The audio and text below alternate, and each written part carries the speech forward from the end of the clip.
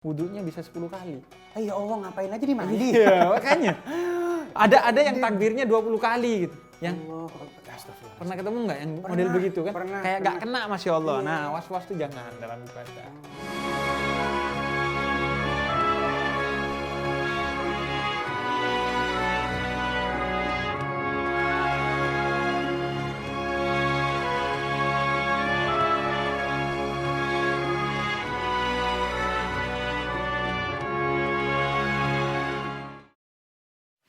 Beb, ciri-ciri nih Beb, ciri-ciri Allah ada di hati kita. Iya. Itu gimana sih ngerasain itu? Iya, ciri orang yang sudah diliputi oleh Allah dalam hatinya, pertama, la takhaf, tidak pernah takut dia. Mau miskin, mau diancam manusia, mau diancam, mau diturunin dari jabatannya, mau, wah lu kalau gak begini lu gak jadi artis lagi, oh lu kalau begini subscriber lu di YouTube akan jatuh. Dia gak pernah takut. Dia hanya takut kepada Allah Subhanahu wa Ta'ala. Jadi Allah katakan dalam Al-Quran, la takhaf wa la tahzan. Orang tidak pernah takut. Innama yakhshallah min ibadihil ulama. Ulama itu takutnya cuma sama Allah. Nggak takut kepada siapapun. Diancam apapun nggak takut. Kemudian yang kedua, wala tahzan. Nggak pernah bersedih. Mau kerjaan hilang karena pandemi, dia nggak sedih karena ingat Allah. Karena dia tahu bahwa rezeki yang ngatur Allah gitu. Nggak kira ketukar. Nggak kira hilang, semua dijamin rezekinya. Jadi dua itu minimal sebagai pertanda.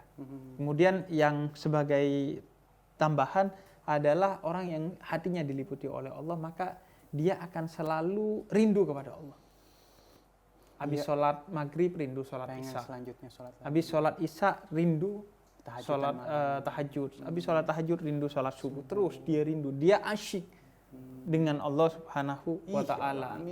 Jadi ukurannya gitu. Kalau kita asyiknya nongkrong di kafe, bukan nongkrong di masjid, maka berarti kita masih belum baik ya. Tapi bukan berarti di kafe jelek, tapi maksudnya kalau di kafe tuh nongkrongnya yang nggak jelas, gibahin orang, fitnahin orang dan lain sebagainya. Sama aja soalnya di masjid kalau gibahin orang ya dosa-dosa juga. Istilahnya biarkan Allah di hati kita dan jaga biar Allah di hati kita ya Beb ya. Nah ini kadang-kadang nih gampang banget nih namanya milenials nyimpen kenangan mantan di hati. Makan inget dia, ganti Allah ada di hati. Ya. Kan gampang tuh ya perbendaharaannya ya. Istilahnya kalau misalnya kita mau gimana ya caranya biar Allah di hati. Sama tuh kalau misalnya ente mantan, inget ini kamar mandi, inget ini dia lagi ngapain nih. Inget Allah aja terus. Ntar mantannya diganti yang lebih baik. Amin. Amin. Ini untuk jomblo-jomblo, Masya Allah. Tenang aja, ente ada jodohnya. Allah udah atur ya, usaha. yang nggak nyembah Allah aja dikasih jodoh. Makanya. Kalau lagi yang nyembah. Makanya, ya Allah. Udah pengen nanya belum nih? Udah? Manggut-manggut aja. Oke, Beb. Sebenarnya tadi udah jelas banget nih. Cuman pasti yang namanya millennials pasti ada jiwa-jiwa yang berontak, yang ingin bertanya. Pertanyaan harus bagus ya, kudu mesti bagus. Ayo, silakan. Assalamualaikum warahmatullahi wabarakatuh. Waalaikumsalam warahmatullahi wabarakatuh. Perkenalkan nama saya Esa. Esa, jomblo saya? Jomblo. Jomblo, mudah-mudahan dapat jodoh. Amin. Perempuan kaya, tajir, sayang, berkah Amin. akhirat, amin. Yang kenceng, amin. Habib, saya kan pencinta alam, suka mendaki, hampir sebulan sekali mendaki. Cakep.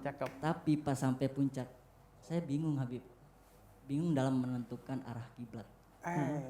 Ini ente daki gunung apa daki hati perempuan? Belum jelas itu nih. Saya suka mendaki, daki apa kan? Kudu jelas dulu nih.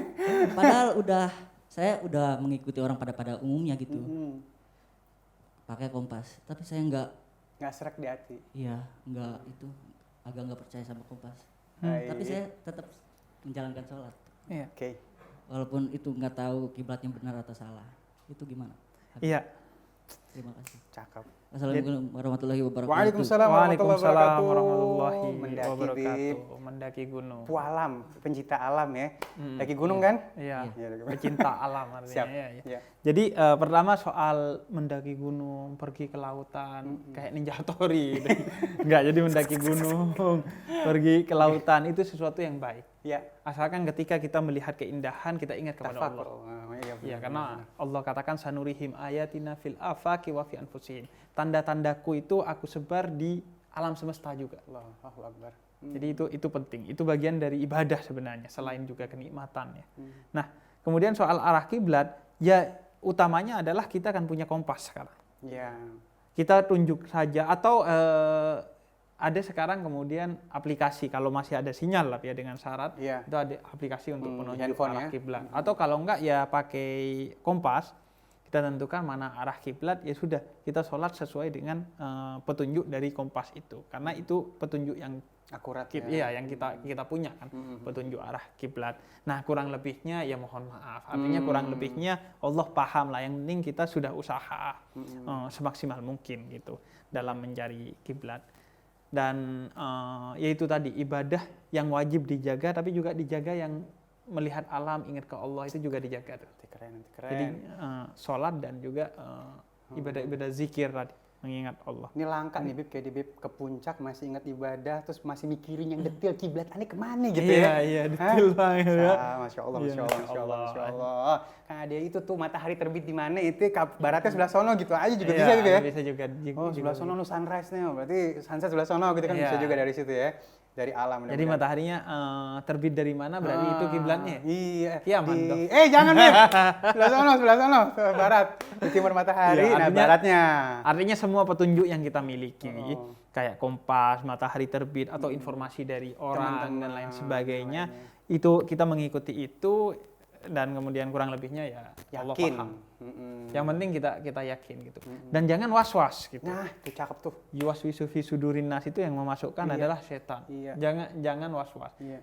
Kita yakin berapa maka di mana kiblatnya ya sudah kita taat pada itu. Sama dengan jumlah rokaat kadang orang kan lupa nih. Ini udah rokaat berapa? Nah yang terpenting kita yakinnya itu rokaat berapa. Maka kita ikuti itu. Nah jangan sampai ada was-was dalam ibadah kita. Karena was-was itu sumbernya dari setan. Ada orang nih, saya punya teman, wudunya bisa 10 kali. Ya Allah ngapain aja di mandi? Iya, makanya.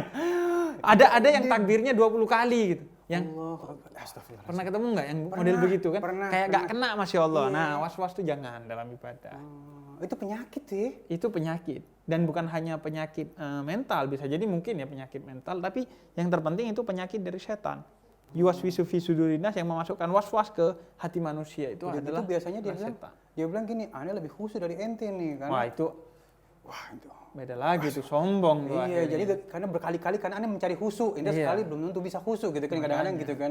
Jadi itu yang nggak boleh. Karena itu penyakit memang. penyakit. Kayak apa was-was udah pakai kompas, udah pakai alam, jelas bantuan nih alam, kiblatnya. teman-teman warga sekitar sudah bilang ke sana tapi kita masih was-was. Lagi ente kagak Ya. benar kiblatnya. Iya, makanya. Oh, Kalau nggak mau ya ente bangun masjid di sana deh, di puncak gunung deh. Amin, Masya Allah, berkah. Thank you brother. Mudah-mudahan jadi ilmu juga buat teman-teman di rumah. Dan ada pertanyaan lagi? Oke, silakan. Tapi ngomong-ngomong masjid di puncak, ada sih masjid di puncak. Ada ya? Di puncak Bogor itu. Itu mah bukan puncak gunung, Bib. Itu puncak Ataun. Masya Allah. Ya, oke silakan. Tahu kalau misalnya di sebelah sana, Jangan. emosi tadi. Ayo. Nggak boleh marah. Assalamualaikum warahmatullahi wabarakatuh. Waalaikumsalam warahmatullahi wabarakatuh. Perkenalkan nama saya Krisandi. Habib saya mau tanya. Misal kita lagi ibadah nih. Tapi kalau lagi ibadah, pikiran kita tuh suka kemana-mana gitu. Kadang mikirin beban hidup, kayak kepikiran mantan gitu. Nggak fokus gitu. Pengennya tuh dalam hati, fokusnya itu ke Allah aja gitu. Gimana sih caranya biar pikiran kita nggak kemana-mana gitu? Oke. Itu gue banget. Iya, gua banget juga sebenarnya. Kita sama-sama belajar kan di sini. Ayo Bib, langsung Bib, Artinya silakan Bib. apa yang saya sampaikan bukan berarti saya sudah sempurna dalam hal itu atau sudah baik. Kita sama-sama belajar. Saya sih belajarnya begini. Yang pertama adalah tumak nina. Jadi tenang ketika sholat, jangan gerusa-gerusu. Kemudian yang kedua memberi waktu untuk sholat, bukan sholat di sela-sela waktu. Cakep. Tuh. Ada orang yang sholatnya di sela-sela waktu, sambil nunggu teman belum datang sholat dulu akhirnya buru-buru sholatnya. Ini masih kemana-mana. Padahal tumak nina itu ketenangan dalam sholat itu penting. Pokoknya gini deh, ada orang yang ketika azan dia nyelesain dulu ngobrol bisnisnya sama rekan bisnisnya. Baru kemudian Allah. Allah nomor 2. Padahal yang ngasih rezeki Allah, bukan orang itu hanya perantara. Harusnya ke Allah dulu, baru ke orang itu. Jadi yang kedua adalah memberi waktu untuk sholat.